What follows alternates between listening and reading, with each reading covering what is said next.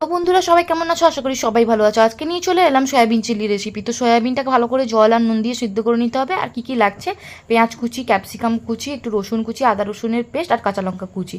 এবারে সেদ্ধ করে রাখা সয়াবিনটাকে ভালো করে জল ঝাড়িয়ে নিতে হবে। তারপরে তাতে আদা রসুনের পেস্ট, গোলমরিচের গুঁড়ো, সয়া সস আর ভিনিগার দিয়ে আর কর্নফ্লাওয়ার দিয়ে ভালো করে ম্যারিনেট করে নিতে হবে। তারপরে কড়াইতে তেল গরম করে ওই ম্যারিনেট করা সয়াবিনগুলোকে দিয়ে ভেজে তুলে নিতে হবে। একটু ডিপ ফ্রাই করে তুলে নিতে হবে, একটু ব্রাউন ব্রাউন হয়ে গেলেই তুলে নিতে হবে। সেম ওয়েতেও চিলি চিকেনের প্রসেস। তারপরে একটু রসুন কুচিটাকে ভালো করে ভেজে নিতে হবে ওই তেলে। তারপরে পেঁয়াজ কুচিগুলো দিয়ে দিতে হবে।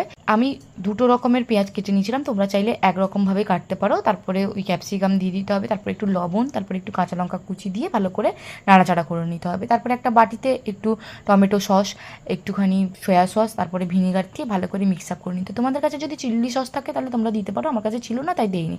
এবারে ওই পেঁয়াজ ভাজা আর ক্যাপসিকাম ভাজার ওপরে ওই সসটা দিয়ে আবার নাড়াচাড়া করে নিতে হবে। তারপরে আর একটা বাটিতে কর্নফ্লাওয়ারের একটু জল করে নিতে হবে। এবারে সয়াবিনটাকে দিয়ে ভালো করে নাড়াচাড়া করে ওই কর্নফ্লাওয়ারের জলটা ঢেলে দিতে হবে। তারপরে ঠিক হয়ে গেলে একটু ফুটে এলে নামিয়ে নিতে হবে। Bye bye. রেসিপিটি কেমন লাগলো অবশ্যই লাইক কমেন্ট করে জানাবে। ইউটিউব থেকে দেখলে সাবস্ক্রাইব করবেন, ফেসবুক থেকে দেখলে ফলো করবেন। টাটা, সবাই ভালো থাকবে।